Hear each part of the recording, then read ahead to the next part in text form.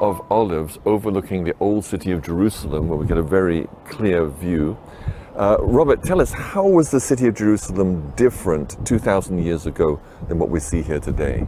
Well, of course, Chris, the Dome of the Rock would not have been there. And what you're looking at was never the old city of Jerusalem. Those walls represent Fort Antonia, where Titus housed the 10th Legion, which eventually destroyed all of Jerusalem, and the temple itself. Where I'm pointing right here, where that clump of trees are, which today is called the City of Zion, which is on top of a mound called the Ophel, that is actually where the original temple once stood. And just to the south of that, and I mean just meters south, was the city of David, also known as the Citadel. And the entire city of Jerusalem, with the temple, stood in that area right there.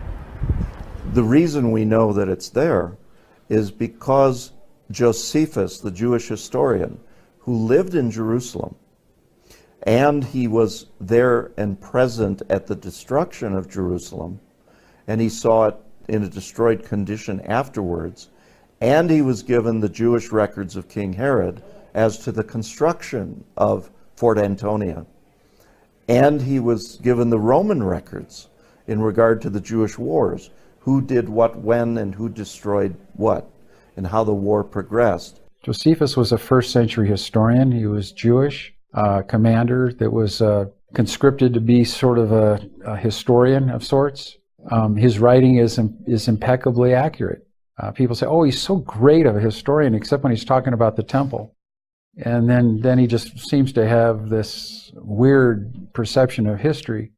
No, he had a perfect perception of history. He knew where the temple was. He knew it was destroyed down the very foundations.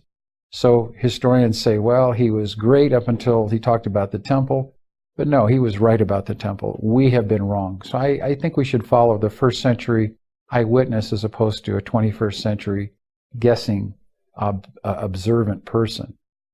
He's an excellent, terrific source for the information that that piece of land is Fortress Antonia, because nothing suits that description that Josephus gives us. He says it was larger than the temple.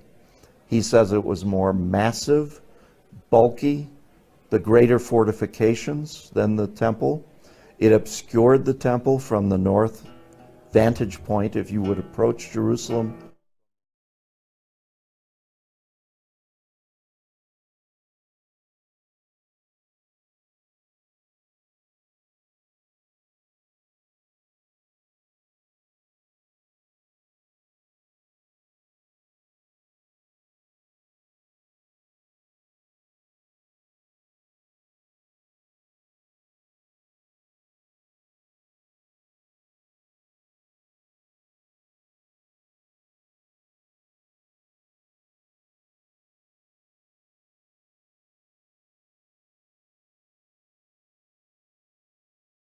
That's pretty much what it was named after. I'm really interested in what the Bordeaux pilgrim said in 333 AD when he was at the Church of the Holy Sepulchre.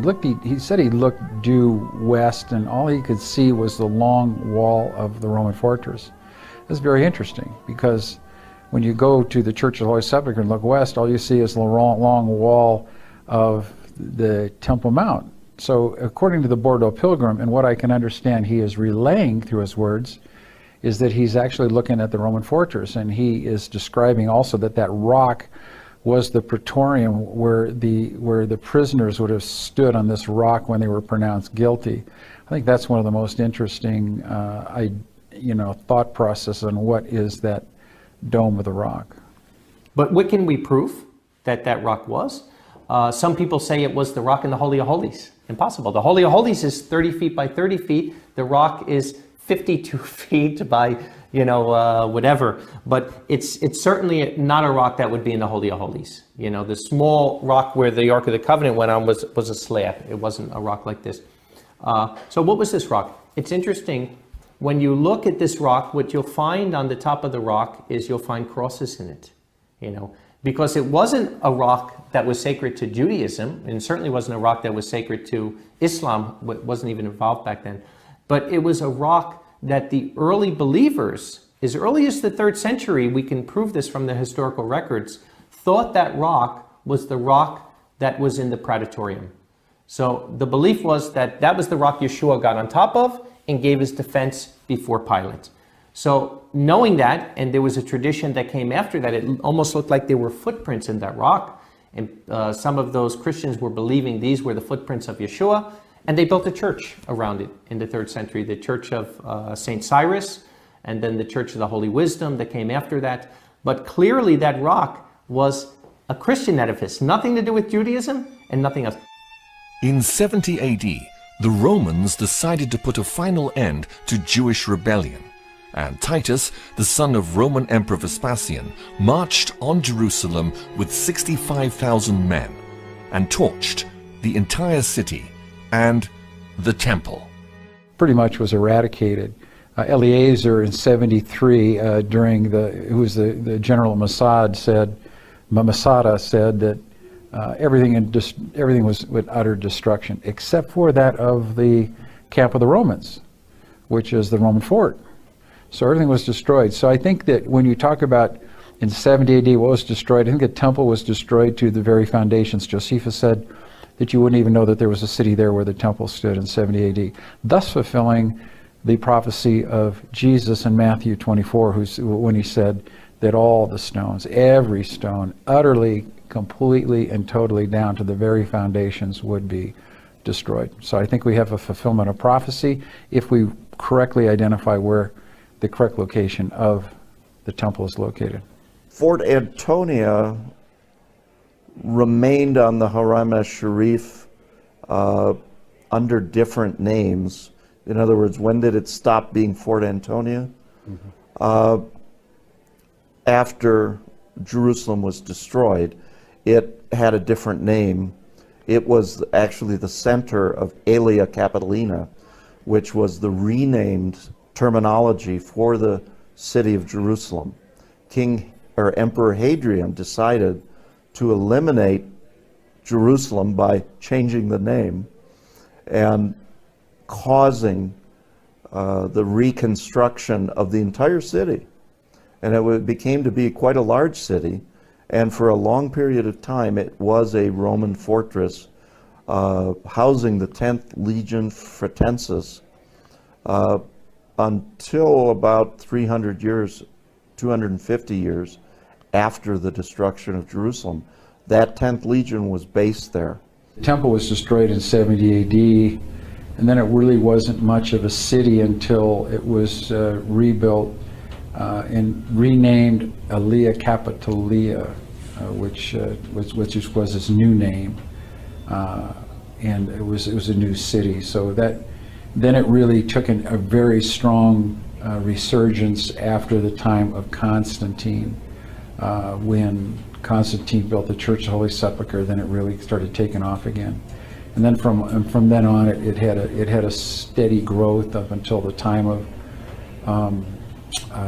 the Crusades in 1099. Took another growth spurt there, and then it's pretty much stabilized after that, after the Muslims had it in the 7th century.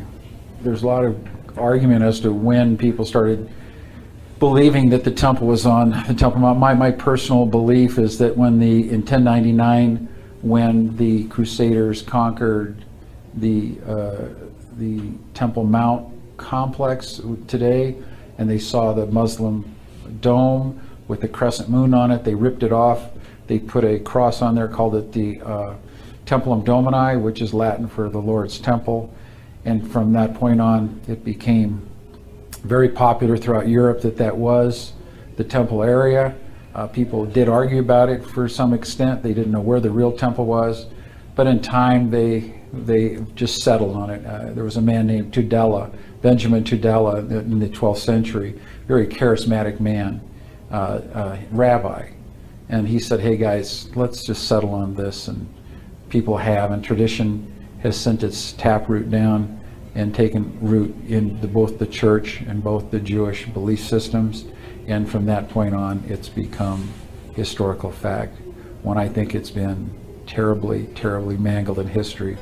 And we have a wrong perception of where the temple is located traditionally. because it should be in the city of David.